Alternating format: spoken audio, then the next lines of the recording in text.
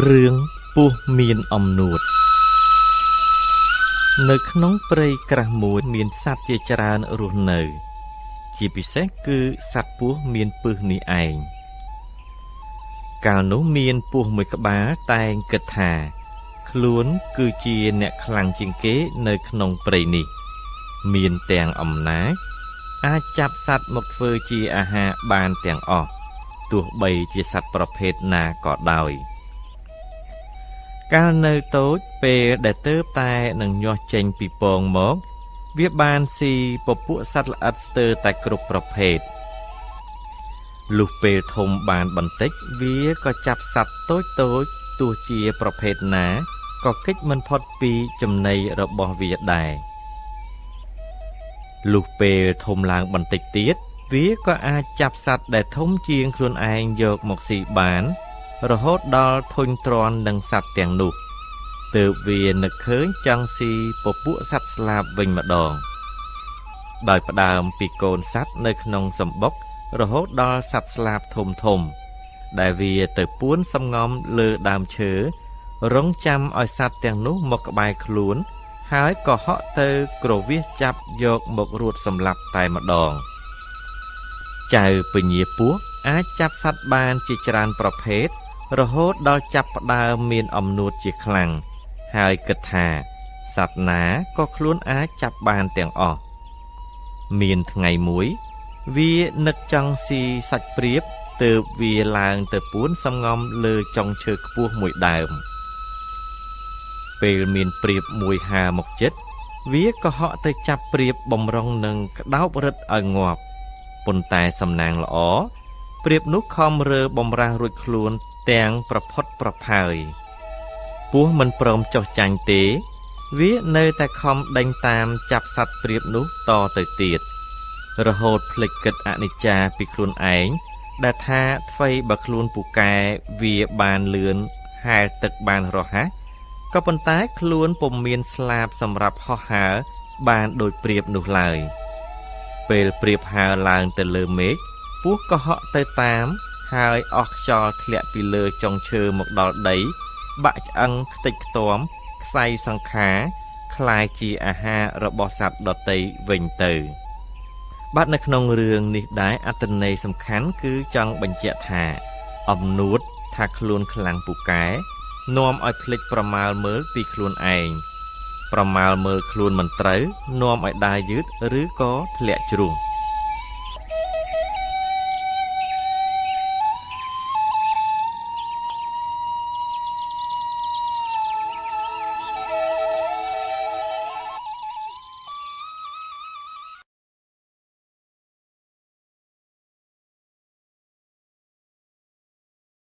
សូមជូនរឿងព្រេងនិទានខ្មែររឿងស្រីមាយាដកខ្ញី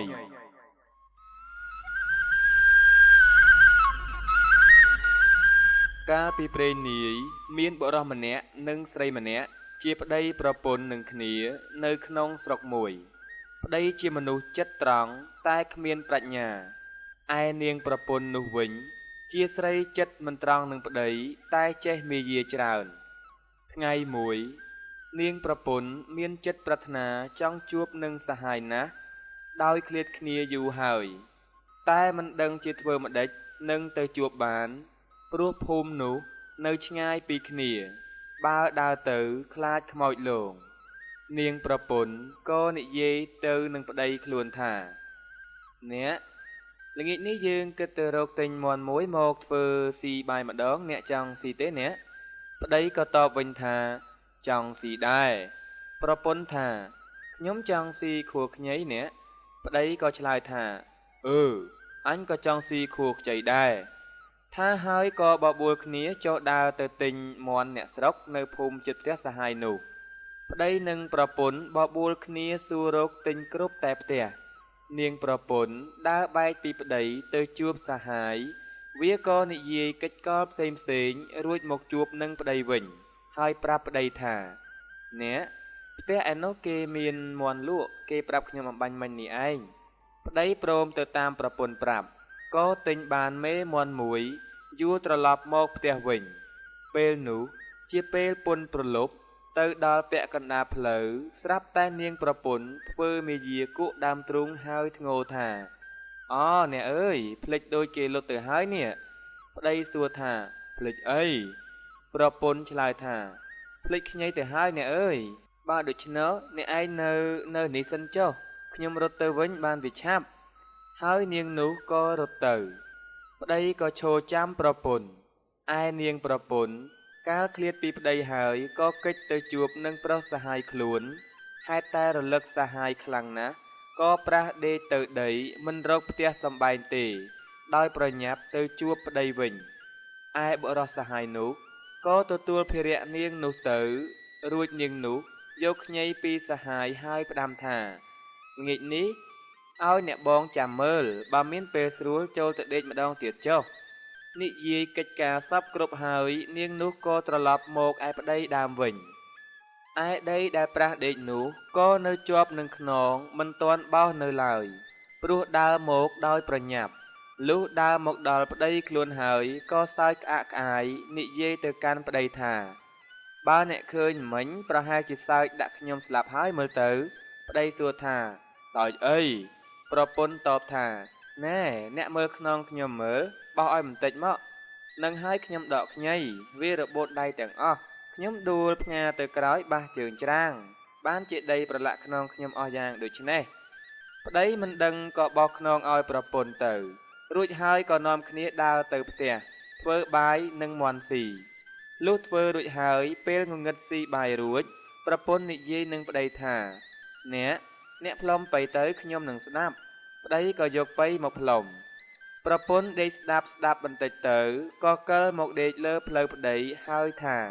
ពីរោះណាស់អ្នកអើយអ្នកផ្លុំបៃភ្នែកមើលរុនដែរឬទេនឹងបើអ្នកមិនមើលរុនធ្វើម្ដេចនឹងចាប់បើកបត់ឲ្យត្រូវទំនុកបានប្តីក៏តបថាទេមិនបាច់មើលរុនទេព្រោះដៃចាំស្ទាត់ហើយចំណាំរុនផងប្រពន្ធក៏តបថាបើដូច្នេះខ្ញុំបិទភ្នែកអ្នកទាំងពីរមើលតើអ្នកនៅតែផ្លុំពីរោះដូចមុនដែរឬទេនឹងប្តីក៏តបថាបិទចុះក៏បងនៅតែផ្លុំពីរោះដូចមុនដែរប្រពន្ធយកដៃបិទភ្នែកប្តីខ្លួនទាំងពីររួចហើយក៏កន្ធែកជើងឲ្យសហាយនោះឃើញបុរសសហាយកាលឃើញស្រីសហាយខ្លួនបិទភ្នែកប្តីបាន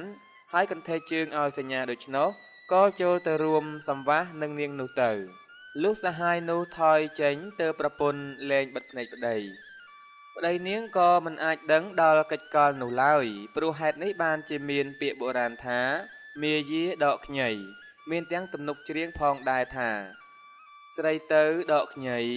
ស្រីអើយនាងស្រីទៅដកខ្ញីដកដួលទាំងខ្លួនកាលដកលើកមុនតូចតន់លាក់ពួនដកក្រោយសំនួនផ្ទួញឲ្យប្តីស្លាប់ប្តីនាងអ្នកផ្លុំនាងខំធ្វើត្រាប់បន្ទោអើងអាប់ចាប់បត់អុំទូកសុភាសិតអប់រំនៅក្នុងសេរីនេះគឺកុំពុតស្រឡៅកុំប្រដៅស្រីខូច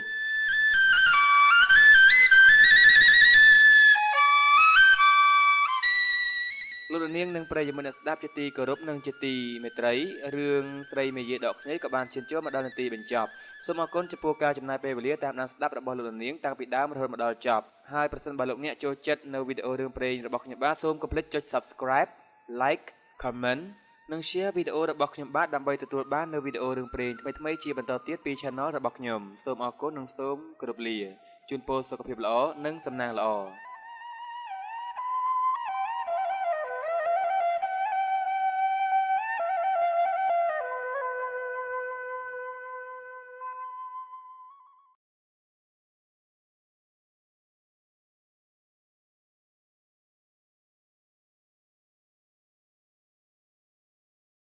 រឿងពស់កេងកងមានរឿងមួយដំណាលថាមានមនុស្សពីរនាក់ប្តីប្រពន្ធឈ្មោះថានាងនីមានកូនស្រីមួយឈ្មោះថានាងអេតប្តីនោះទៅជួញអង្កាមបាត់ជាយូរអង្វែងថ្ងៃមួយអស់បងប្អូនចិត្តខាងគេបបួលគ្នាទៅរកអុកឯនាងនីឮថាគេបបួលគ្នាក៏ទៅជាមួយនឹងគេដែរយកនាងអេតជាកូនទៅផង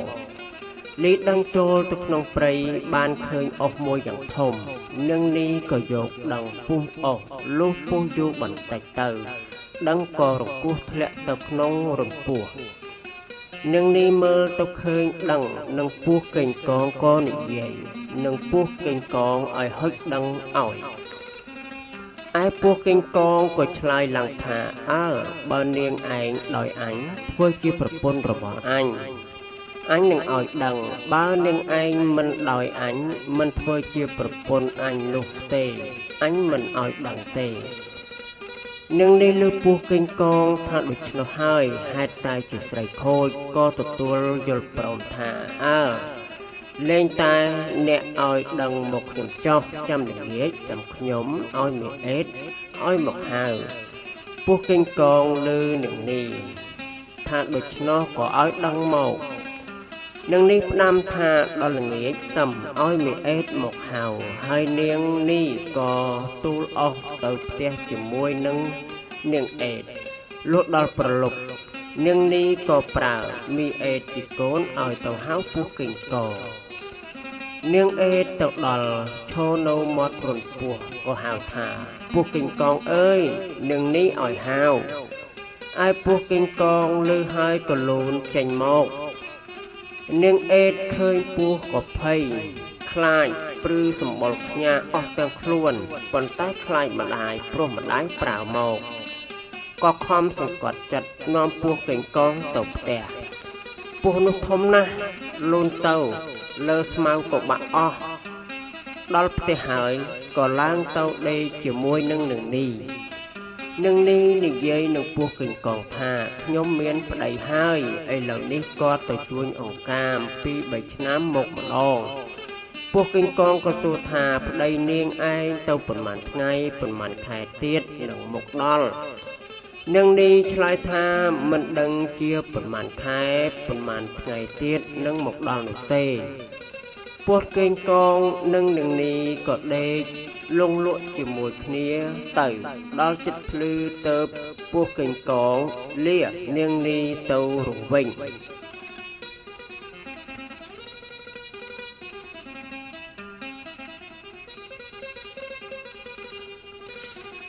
នាងនេះក៏ផ្ដាំថាបើប្តីខ្ញុំមកខ្ញុំមិនឲ្យមេអេតទៅហៅទេអ្នកក៏មកបើប្តីខ្ញុំមិនទាន់មកនោះខ្ញុំប្រើមេអេតឲ្យទៅហៅអ្នកសំអ្នកមកពស់កេងកងក៏ទៅឯរួងខ្លួនវិញទៅរាល់តែល្ងាចនាងនេះប្រើមេអេតឲ្យទៅហៅពស់កេងកងនាងអេតខ្លាចម្ដាយក៏ទៅហៅតាមពាក្យម្ដាយប្រើប៉ុន្តែក្នុងចិត្តខ្លាចពស់នោះណាស់ត្បិតពស់នោះធំណាស់ហើយវែងផងមួយទៀតខឹងក្នុងចិត្តបិទម្ដាយសាហាយនឹងពស់នាងអេតក៏ទៅដល់មាត់រួងហើយក៏ហៅថាពស់កេងកងអើយនាងនេះឲ្យហៅពស់កេងកងឮក៏លូនចេញមកហើយក៏ឆ្លើយថាអេតអើយអេតថាអញមិនទៅឪពុកអេតនៅកាត់ក្បាលអញដាច់នាងអេតឆ្លើយថាឪពុកអញទៅជួញអង្កាម2-3ឆ្នាំមិនទាន់មកដល់ពស់កេងកងឮនាងអេតប្រាប់ដូច្នោះក៏លូនចេញអំពីរន្ធមក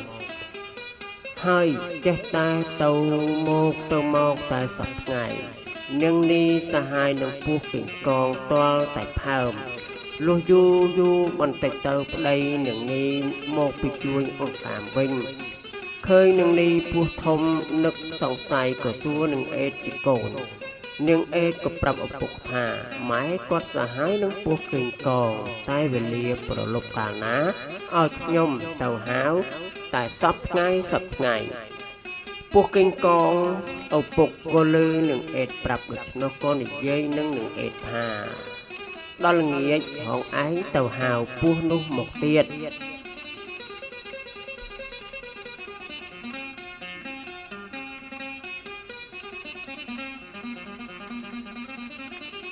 អញចាំកាប់វានៅមាត់ទ្វារហើយហងឯងកុំឲ្យម្ដាយហងឯងដឹងឯនឹងអេតលុះដល់ប្រលប់ក៏ទៅហៅពស់កេងកងថាពស់កេងកងនាងនេះឲ្យហៅពស់កេងកងលើហើយក៏ឆ្លើយថាអេតអើយអេតថាអញមិនទៅឪពុកអេតនៅកាត់កអញដាច់ នឹងនេះឆ្លើយថាឪពុកអញទៅជួយអង្កាមពី3ឆ្នាំមិនទាន់មកដល់ទេពោះឃើញកងឮនឹងអេតប្រាប់ដូច្នោះក៏ស្មានថាឪពុកនាងមិនទាន់មកពីជួយអង្កាមមែនក៏ទៅដូចសប្ថ្ងៃឯពុកនឹងអេតកាន់ដាវពួននៅមាត់ទ្វារចាំកាប់ពោះគិញកងក៏លូនចូលក្នុងទ្វារបន្តិចឪពុកនាងអេតក៏កាត់កដាច់ហើយក៏កាត់មួយកំណាត់ខាងកន្ទុយយកទៅដាក់លើស្កាមួយកំណាត់ខាងក្បាលយកទៅដាក់លើមេឃពត្រាឯកណ្ដាលខ្លួនក៏យកទៅពន្លះពន្លាត់ស្បែកចោលហើយក៏ផ្ដាំនឹងអេតថាកុំឲ្យម្ដាយហងឯងដឹងតែត្រូវទុកសាច់ស្លឲ្យម្ដាយហងឯងស៊ីឪពុកនឹងអេតក៏លាងឈាមពោះជ្រះអស់មិនឲ្យមានសល់ឯនឹងនេះពុំបានដឹងជាប្តីកាប់ពោះសហាយស្លាប់នោះទេព្រោះពេលនោះនាងនេះមិននៅទៅសួរបងប្អូននៅផ្ទះឆ្ងាយលុះព្រឹកឡើងនាងអេតក៏យកសាច់ពោះមកស្លទុកឲ្យនាងនេះជាម្ដាយស៊ីនាងនេះឃើញសម្លខ្លាញ់រលើបទាំងចានទាំងឆ្នាំងក៏សួរនឹងអេតថាបានសាច់អ្វីមកស្លមីអេតនាងអេតក៏ប្រាប់ថាសាច់ជ្រូកនាងនេះគិតស្មានថាជាសាច់ជ្រូកមែនក៏ឲ្យមីអេតដួសសម្លយកមកស៊ីបាយកាលនាងអេតដួសសម្លមកឲ្យនាងនេះជាម្ដាយស៊ីនោះមានក្អែកមួយវាឃើញក្បាលពោះគីងកងលើមេឃពត្រាវាក៏ចង់ស៊ីសាច់ពោះ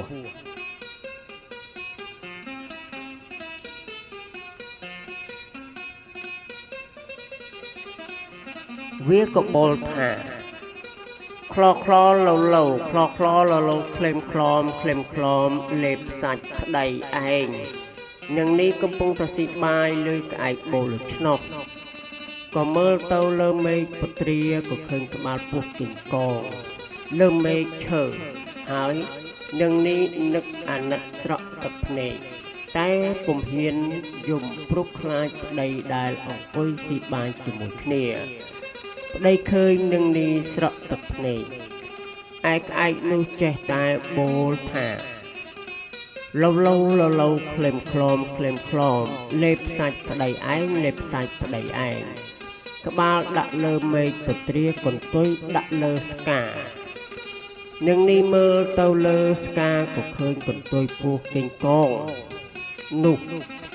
ឯប្តីនឹងនេះដឹងថាប្រពន្ធសហាយនឹងពោះគីងកងពិតប្រកបហើយ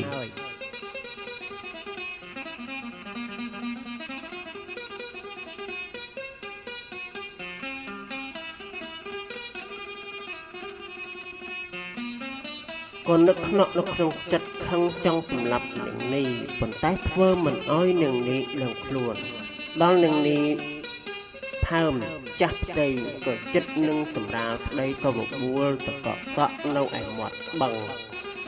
លុះដើរទៅដល់មាត់បឹងក៏ប្រាប់ប្រពន្ធថាទៅទៀតឲ្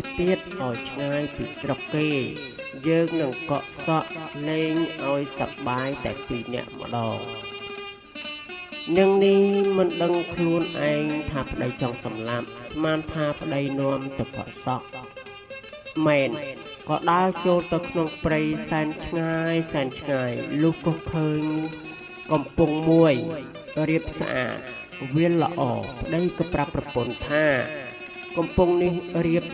សប្បាយយើងឈប់កក់សក់នៅទីនេះចុះ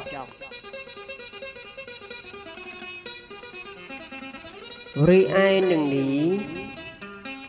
មិនដឹងខ្លួនថាប្តីគិតសម្លាប់ក៏អង្គុយកក់សក់នៅមាត់ច្រាំងប្តីនោះក៏ហូតដាវកាប់នាងនេះពីក្រោយខ្នងមិនអោយដឹងខ្លួនដាច់ពាក់កណ្ដាលខ្លួនក៏ស្លាប់ទៅពេលនោះហើយក៏ឃើញសុទ្ធតែកូនពស់លូនចេញមកអំពីពោះនាងនេះមកប្តីនឹងនេះក៏កាប់កូនពស់នឹងដាវខ្លះកាប់មិនទាន់ក៏លូនចូលទៅក្នុង ក្រហែងដីខ្លះក៏មួយចូលទៅក្នុងទឹកខ្លះចូលទៅក្នុងព្រៃព្រោះហេតុដូចនេះបានជាមានពស់ច្រើនបែបច្រើនយ៉ាងមកដល់ឥឡូវនេះជាសប្តាហ៍ថ្ងៃផងដែរបាទប្រិមិត្តបានជាអត្ថបទប្រិមិត្តណារឿងពស់កេងកងដើមកំណើតពស់កេងកងប្រិមិត្តដែលមានតួអង្គនិងអេតជាកូនយ៉ាងនេះជាម្ដាយប្រិមិត្តដែរហើយក៏មានប្តីទៅជួយយ៉ាងតាមផងដែរបាទអត្ថបទរឿងប្រឡំលោកនេះបាទខ្ញុំបាទក៏សូមបញ្ចប់តែព្រមនេះខ្ញុំបាទសូមអរគុណនិងសូមជម្រាបលា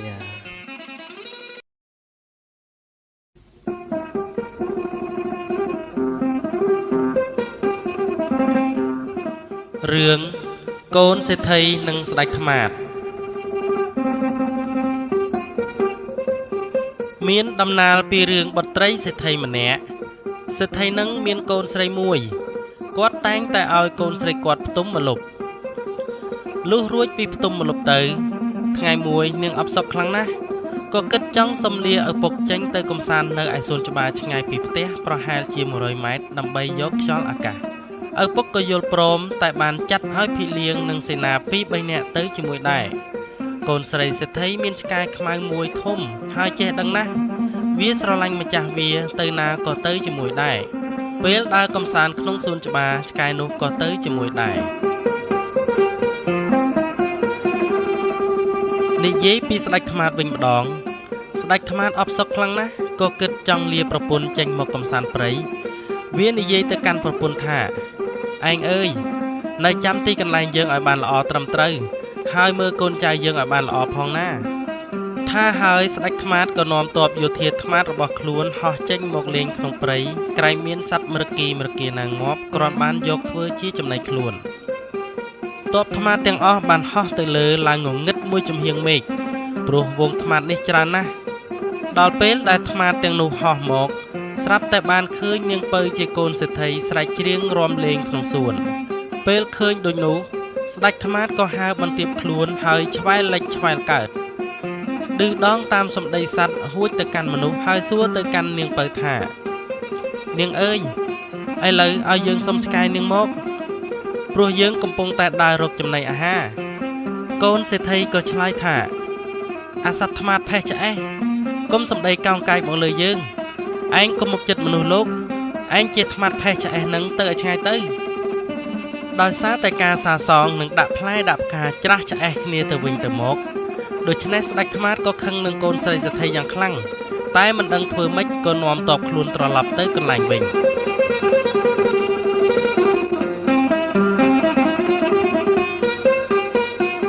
ពេលមកដល់ទ្រនំវិញស្ដេចថ្មាតកើតទុកមិនសុខចិត្តនឹកគុំខឹងនឹងកូនសេដ្ឋីក៏លាប្រពន្ធដោយសម្ងាត់មកតែម្នាក់ឯងលើកនេះមិនយកកូនចៅមកជាមួយទេមកដល់ផ្ទះសេដ្ឋី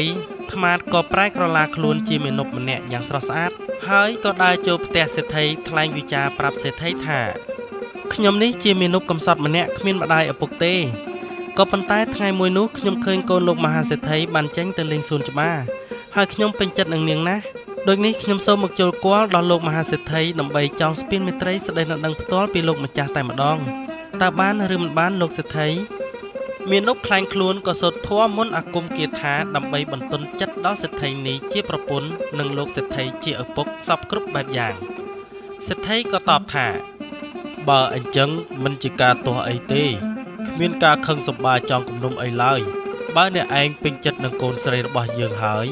យើងក៏មិនខឹងអីដែរបើអញ្ចឹងព្រមព្រៀងគ្នារៀបចំមង្គលការទៅ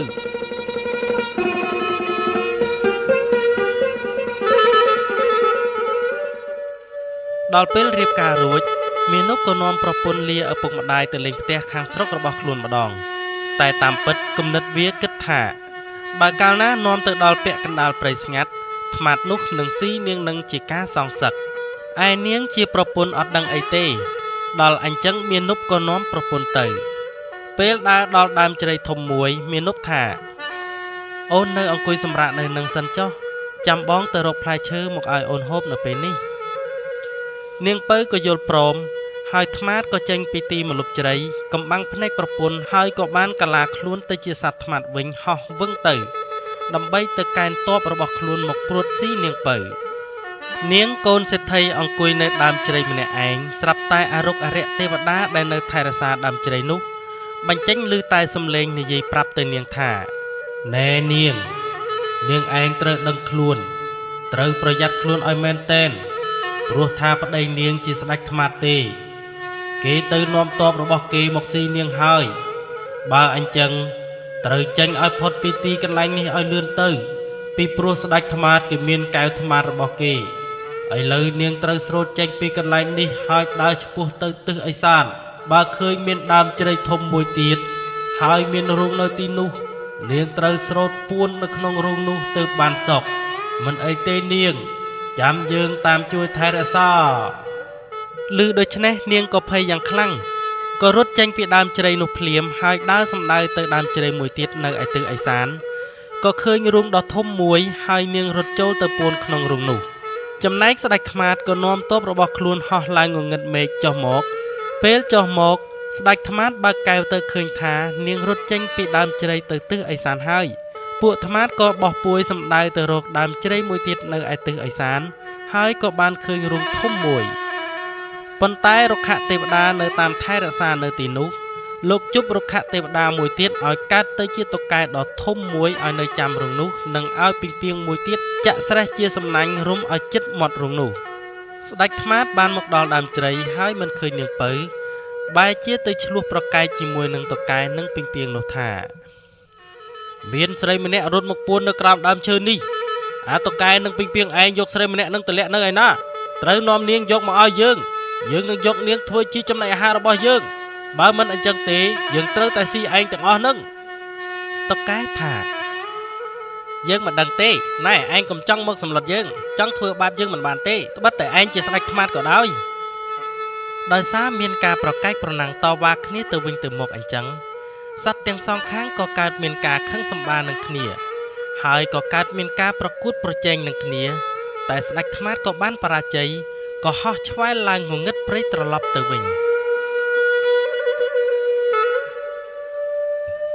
បន្ទាប់មករុក្ខទេវតាក៏និយាយប្រាប់នាងថា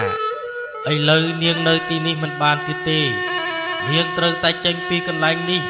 ហើយសម្ដៅទៅទិសឦសានទៀតចុះបើទៅជួបសត្វអីសុំសត្វនោះឲ្យជួយថែរក្សាទើបនាងរស់រានមានជីវិតតទៅទៀតប៉ុន្តែនាងមិនស្លាប់ទេគ្រាន់តែកំសត់បន្តិចអញ្ចឹងនាងនោះក៏ចេញពីរូងដើមជ្រៃហើយរត់ទៅក៏ទៅជួបនឹងគោមួយហ្វូងទៀតសត្វថ្មាតបើកកែវក៏ឃើញនាងនោះផ្លែតភ្លាមនោះស្ដេចថ្មាតក៏នាំកូនចៅសម្រុកបោះពួយទៅតាមនាងទៀតពេលថ្មាតទៅជិតដល់នាងក៏ស្រែកថាបងគោព្រៃជួយខ្ញុំផងគោព្រៃថាជួយយ៉ាងម៉េចទៅនាងប្រាប់ថាបងហាមាត់ទៅឲ្យខ្ញុំចូលផងគោព្រៃក៏ហាមាត់ឲ្យនាងចូលទៅក្នុងពោះខ្លួនទៅពេលតបថ្មាតមកដល់ភ្លាមក៏ឆ្លោះប្រកែកជាមួយគោទៀតគោក៏នាំគ្នាទល់ក្តិតនឹងក្តិតក្បាលចេញដោយខ្លួនប្រយុទ្ធគ្នាជាមួយស្ដេចថ្មាតក្នុងព្រៃដោយសារមិនបានសម្រេចស្ដេចថ្មាតក៏ថយខ្លួនទៅទៀតគោក៏ខ្ជាក់នាងចេញមកវិញហើយប្រាប់នាងថានាងនៅទីនេះទៀតពុំបានសុខទេឥឡូវត្រូវចេញពីទីនេះទៅខាងមុខទៀតទៅបើមានជួបវងសត្វអីផ្សេងទៀតសូមគេឲ្យជួយយកអាសាដោយវងគោពួកខ្ញុំអញ្ចឹងទៅដូច្នេះនាងបានចេញពីមាត់គោហើយរត់ទៅមុខទៀតក៏ទៅជួបនឹងវងសត្វក្របីមួយវងទៀតសត្វថ្មាតឃើញនាងក៏បោះពួយមកទៀតពេលថ្មាតបោះពួយមកជិតដល់នាងឃើញក៏ស្រែកហៅក្របីថាបងក្របីព្រៃជួយខ្ញុំផងក្របីព្រៃក៏ហាមាត់ឲ្យនាងចូលជ្រកសត្វថ្មាតក៏ប្រយុទ្ធជាមួយក្របីព្រៃរហូតដល់បែកអាចបែកនោមតែនៅមិនបានសម្រេចក៏ហោះត្រឡប់ទៅវិញពេលនាងចេញពីមាត់ក្របីព្រៃក៏ទៅជួបនឹងដំរីមួយវងទៀតហើយក៏ធ្វើរបៀបនេះដូចមុនទៀតម្ដងនេះថ្មាតមកមួយទ័ពធំហើយគ្នាដំរីក៏មានមួយទ័ពធំដែរទ័ពដំរីនិងទ័ពថ្មាតប្រយុទ្ធគ្នាយូរទៅក៏មានរបួសរៀងខ្លួនសត្វថ្មាតក៏មានរបួសដំរីក៏មានរបួសដែរតែទ័ពថ្មាតមានរបួសនិងស្លាប់ច្រើនជាងទ័ពដំរីស្ដេចថ្មាតខឹងនឹងដំរីខ្លាំងណាស់ក៏ហោះត្រឡប់ទៅកន្លែងវិញហើយសំកាំងនៅលើមេឃធ្វើដូចជាពពកបាំងព្រះអាទិត្យអញ្ចឹងដំរីក៏ខ្ជាក់នាងជាកូនសេដ្ឋីមកវិញហើយផ្ដាំនាងថាឥឡូវនេះនាងទៅមុខបន្តិចទៀតនឹងជួបអាស្រមឥសីព្រះមនីអគិនេតហើយ លោកនឹងជួយយកអាសានាងនាងឮហើយក៏ប្រញាប់ចេញដំណើរទៅមុខទៀតក៏ទៅជួបនឹងអ្នកបម្រើរបស់ព្រះមនីឥសីឈ្មោះអាកាំងកំពុងតែដើរកាច់ផ្កាឈើដើម្បីយកទៅឲ្យព្រះមនីឥសីលោកដើរសង្គ្រោះភាវនាធរអាកាំងរវល់តែបេះផ្លែឈើព្រៃនាងក៏រត់ទៅជាប់នឹងព្រំសីមាព្រះមនីឥសីហើយក៏មានការប្រយុទ្ធគ្នាជាមួយវងស្ដេចថ្មាតប៉ុន្តែព្រះមនីឥសីអាគីណេតគ្រាន់តែក្រឡេកភ្លាមក៏ឆេះវងថ្មាតស្លាប់អស់ទៅហើយព្រះមនីឥសីនាំនាងទៅក្នុងអាស្រមរបស់លោកដើម្បីជួយសង្គ្រោះជប់ប្រោះនាងឲ្យរស់ឡើងវិញដូច្នេះលោកក៏យកនាងទៅដាក់បន្លំជារូបចម្លាក់ជាមួយនឹងរូបព្រះបដិមាករគឺល្អដូចគ្នាទាំងអស់គ្មាននរណាអាចដឹងបានទេនៅក្នុងអាស្រមទិសខាងលិចនៃកុដិរបស់លោកតាហើយហាមអាកាំងនឹងសត្វចិញ្ចឹមទាំងអស់ដូចជាកុកក្រសាក្អែកស្មោងត្រដក់ដាច់ខាតមិនឲ្យទៅទិសខាងលិចនោះទេ